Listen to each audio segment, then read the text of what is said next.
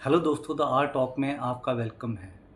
दोस्तों, history has just been written in the eternal city of रोम।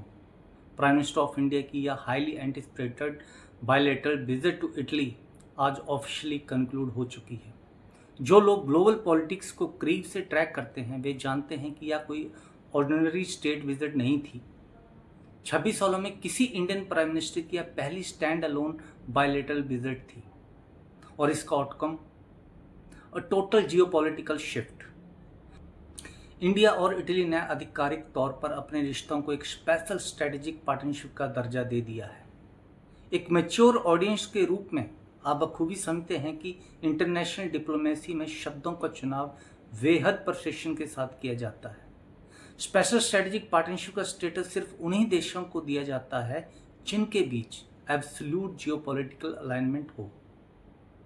जहां main stream media आपको सिर्फ prime minister of India और PM Meloni की warm camaraderie की क्लिफ दिखाएगा, वहीं आज हम सत्ता के पीछे छिपी हार्ड स्ट्रेटेजिक रियलिटी को डिकोड करेंगे जो आज रोम में कंक्लूड हुई है।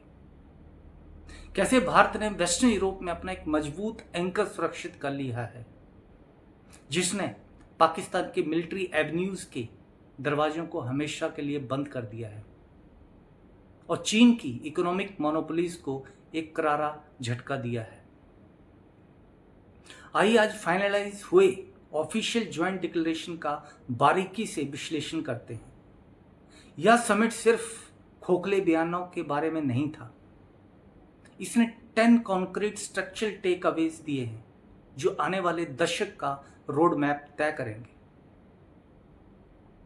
पहला, स्पेशल स्ट्रेटेजिक पार्टनरशिप में ऑफिशियल अपग्रेड, जिसके तहत इस रिश्ते के सीधी मॉनिटरिंग के लिए एक नया फॉरेन मिनिस्टर्स लेड मैकेनिज्म बनाया गया है।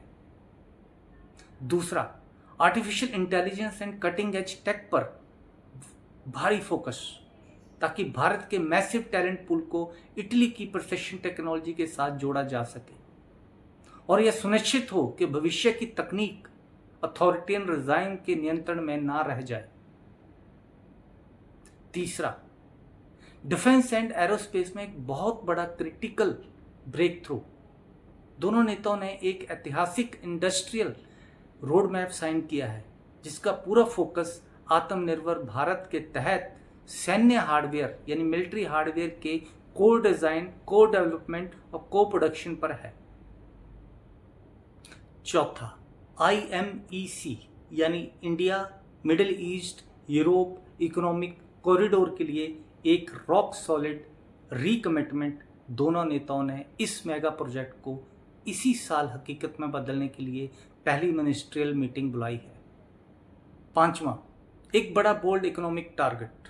लगातार बढ़ते व्यापार को देखते हुए दोनों देशों ने 2029 तक बायलैटरल ट्रेड को 20 बिलियन यूरोस तक पहुंचाने का लक्ष्य रखा है, जिसे India EU free trade agreement का पूरा बैकअप मिलेगा।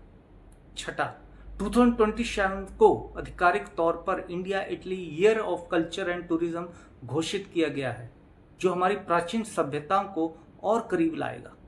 सातवां, इस पूरे पॉलिसी मोमेंटम को बनाए रखने के लिए उन्होंने annual heads of government summits को इंस्टीट्यूशनलाइज कर दिया है, यानी हर साल दोनों देशों के शीर्ष नेता आपस में बैठकर बात करेंगे।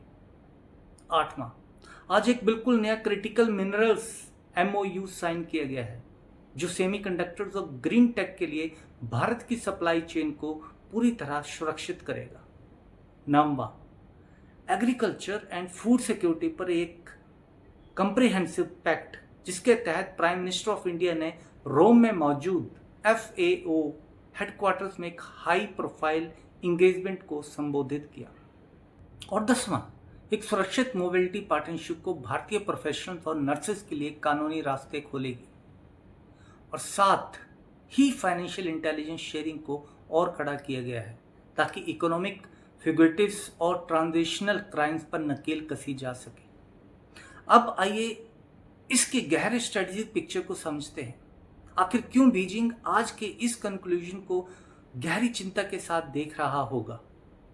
बरसों तक चीन वेस्टर्न यूरोप में इटली को अपने सबसे बड़े क्राउन ज्वेल के रूप में देखता था, इटली इकलौता G7 देश था जिसने आधिकारिक तौर पर शी जिनपिंग के बेल्ट एंड रोड इनिशिएटिव को साइन किया था। लेकिन प्राइम मिनिस्टर जॉर्जिया मेलोनी के नेतृत्व में इटली को इस ट्रैप का एहसास हुआ। वह मजबूती से खड़ा हुआ और BRI से बाहर निकल गया। यह चीन के लिए एक बहुत बड़ी डिप्लोमेटिक ह्यूमिलिएशन थी। और आज जो फैसले हुए हैं उनके बाद भारत ने आधिकारिक तौर पर उस वैक्यूम को भर दिया है। IMEC कॉरिडोर को एग्रेसिवली बैक करके भारत और इटली एक ऐसा ट्रांसपेरेंट डेमोक्रेटिक अल्टरनेटिव तैयार कर रहे हैं जो चीन के मैरीटाइम चोक पॉइंट्स को पूरी तरह बाईपास कर देता है। प्राइम मिनिस्टर ऑफ इंडिया ने आज टिप्पणी की कि इटली डिजाइन एंड प्रिसिशन का प्रतीक है और भारत स्केल एंड टैलेंट का। उनका नया नारा है design and develop in India and Italy and deliver for the world. इसी को कहते हैं एब्सोल्यूट डी रिस्किंग। आज साइन हुए critical minerals and semiconductors pact के जरिए इटली अपनी सप्लाई चेन को बीजिंग से अलग करके न्यू दिल्ली के साथ सुरक्षित कर रहा है।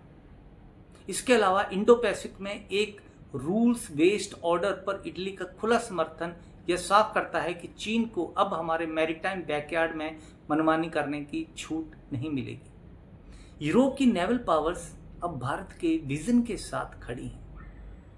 अब जरा इसका असर पाकिस्तान पर देखिए। पाकिस्तान इस वक्त फाइनेंशियल लाइफ सपोर्ट पर जी रहा है और अपनी खोई हुई जियोपॉलिटिकल रेलेवेंस ढूंढ रहा है। ऐतिहासिक रूप से यूरोपीय देश साउथ एशिया को एक बैलेंस्ड ट्रांजैक्शन लेंस से देखते थे, यानी वे इंडिया और पाकिस्तान दोनों के साथ एक जैसा व्यवहार करते थे। लेकिन आज संपन्न हुई इस विजिट ने उस पुराने टेम्पलेट को हमेशा के लिए नष्ट कर दिया है। वेस्टर्न यूरोप अब पाकिस्तान को पूरी तरह नज़रअंदाज कर रहा है। जब एक बड़ी G7 पावर अपनी इकोनॉमिक इंजन को भारत की $30 ट्रिलियन इकोनॉमी के विजन के साथ जोड़ देती है तो पाकिस्तान पूरी तरह अकेला पड़ जाता है। लेकिन पाकिस्तान को असली टेंजिबल नुकसान दो मोर्चों पे हुआ है। पहला, द डिफेंस क्यूज।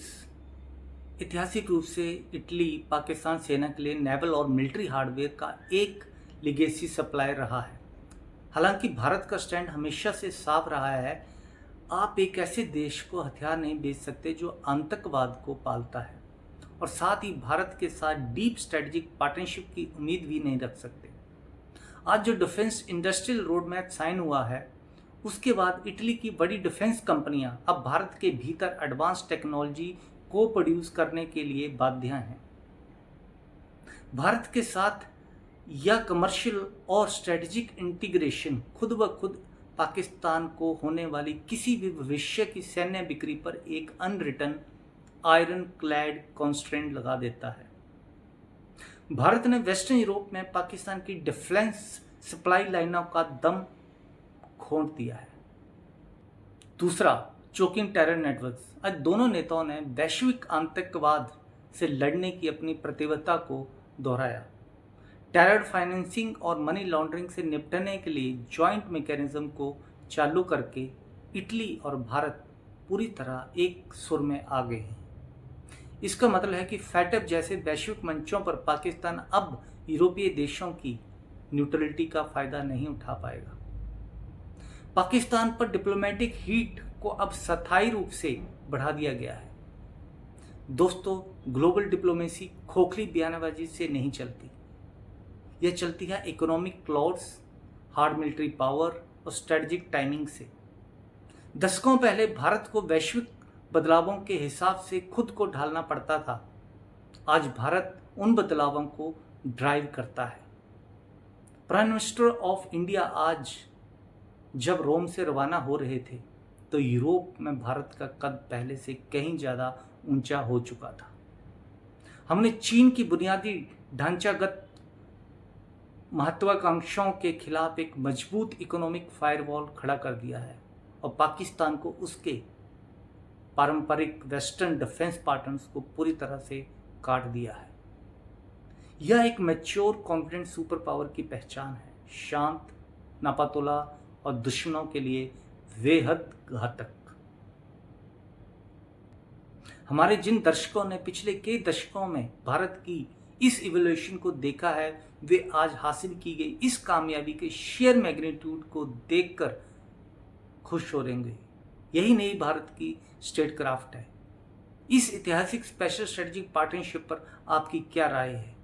क्या आपको लगता है कि IMEC कॉरिडोर भूमध्य सागर यानी मेडिटेरियन में चीन के प्रभाव को पूरी तरह खत्म कर देगा? नीचे कमेंट्स में अपने विचार जरूर साझा करें।